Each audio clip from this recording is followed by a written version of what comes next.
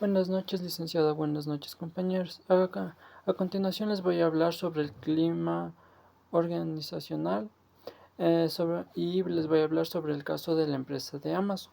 La empresa de Amazon es una de las empresas más grandes del mundo, ya que nació, ya que nació en Estados Unidos por el empresario Jeff Bezos en el año de 1994. Hoy en día la empresa tiene más de 1.5 millones de trabajadores en todo el mundo y es una de las empresas más valiosas de todo el planeta.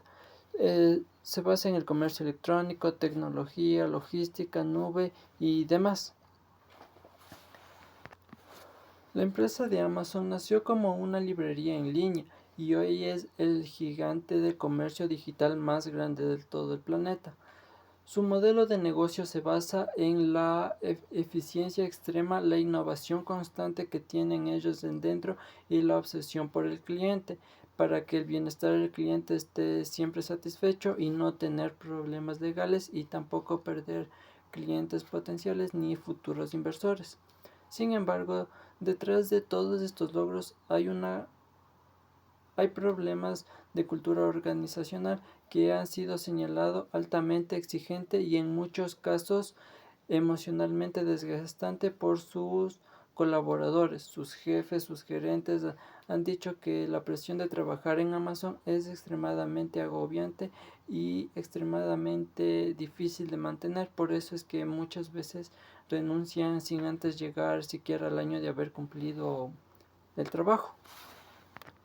El clima organizacional en Amazon es extremadamente negativo en oficinas, en corporativos desde el año 2015. Múltiples investigaciones de periodistas en los Estados Unidos, en particular la del New York Times, revelaron el lado oscuro de trabajar en Amazon. A nivel corporativo, cientos de ex empleados describieron que es un entorno laboral hostil donde el estrés y la competencia desleal es el agotamiento que hacen que los empleados decidan renunciar sin siquiera cumplir un mes o un año o así. Por eso es que muchas veces Amazon contrata frecuentemente por el, por el problema que tiene de que es muy agobiante, estresa mucho a los trabajadores, los sobreexplota y a veces no les paga lo que es debido. Hay una frase del New York Times que dice lo siguiente: prácticamente todas las personas con las que trabajé alguna vez en Amazon las vi llorar en el escritorio y las vi suplicar la renuncia. Esto da a entender que en Amazon el ambiente laboral es bastante estresante y bastante difícil para muchas de las personas.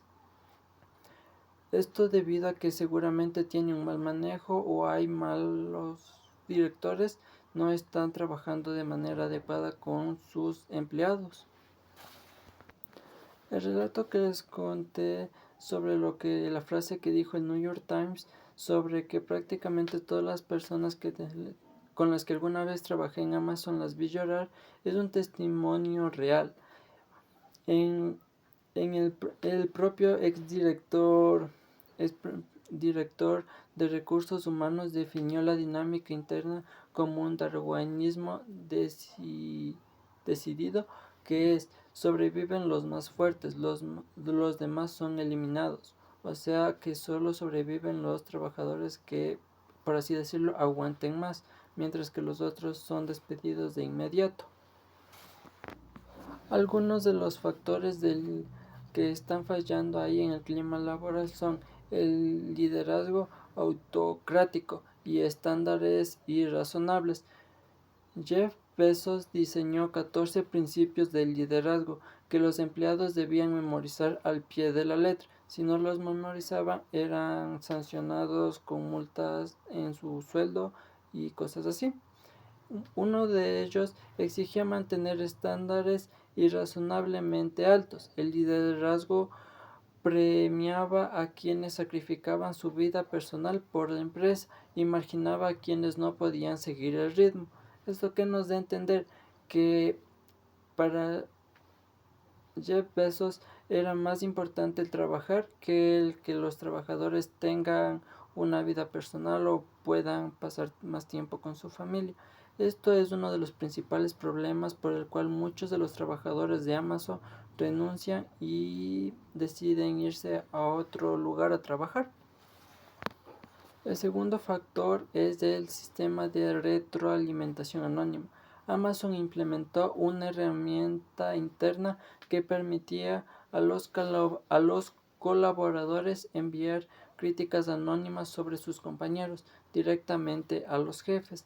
Lejos de fomentar la mejora, este sistema fue, fue usado frecuentemente para sabotear a colegas, generar desconfianza entre los compañeros de trabajo y crear alianzas tóxicas entre los empleados, esto dando como resultado un pésimo servicio entre los trabajadores y jefes. Otro factor es la presión por la disponibilidad permanente.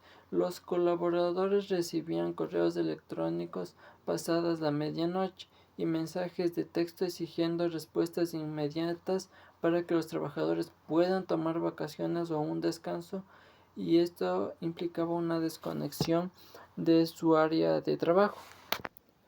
Y esto generó que los jefes esperaban que los trabajadores estuvieran disponibles los 365 días del año, y además de eso tenían que estar en los días festivos y demás, no tenían prácticamente vacaciones, entre muchas otras cosas.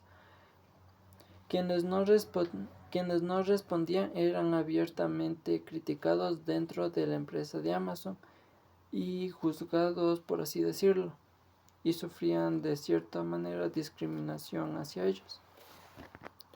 Los efectos en los colaboradores tenían una motivación baja, el miedo al reemplazo, a la motivación intrínseca entre los trabajadores. Los empleados trabajaban por el temor a ser despedidos, no por compromiso genuino que tenían con la empresa. Las rotaciones entre los horarios eran muy altas. Muchos de los empleados no duraban más de un año o 2 años. La empresa perdía talento valioso constantemente porque no supieron cómo gestionar de manera correcta todo este tipo de casos. El desempeño era paradójico. A corto plazo era alto, presión extrema, pero insostenible. El agotamiento crónico de los trabajadores reducía la cantidad de trabajo que solían hacer en un principio. Innovación existía, pero a un costo humano elevado. Los que sobrevivían al sistema sí innovaban, pero a expensas del bienestar de ellos mismos, a expensas de perder de cierta manera su salud, entre muchas otras cosas. Salud mental deteriorada, casos documentados de llanto en oficinas, burnout y empleados con enfermedades graves evaluados en psiquiátricos por la presión que sufrían dentro de la empresa y por el acoso que sufrían por sus jefes y por sus compañeros. Un dato alarmante sobre lo que pasa en la empresa de Amazon es que ex empleados sufrieron de cáncer, abortos espontáneos o otras crisis tanto físicas como mentales por la presión. Reportaron haber sido evaluados de manera injusta o directamente marginados en un lugar de recibir apoyo y tiempo para recuperarse de la manera adecuada. Las medidas adoptadas tras la presión mediática generada por el artículo del New York Times en el año 2015 y ante el creciente activismo sindical durante la pandemia de 2020-2022, Amazon tomó algunas medidas. Revisión pública de la cultura interna.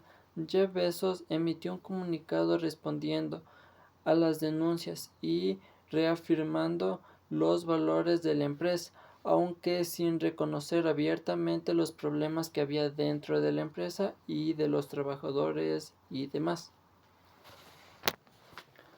Aumentó los salarios mínimos. Amazon elevó su salario de $15 por hora en dólares estadounidenses en $30 de dólares estadounidenses, mejorando las condiciones para los trabajadores de almacén.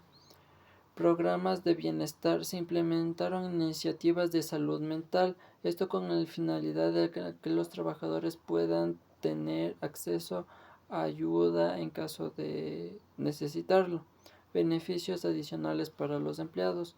Regresó a las oficinas del 2023. Andy Jassy, nuevo CEO, promovió el trabajo presencial de 3 días por semana, argumentando que la cultura se fortalece en la persona.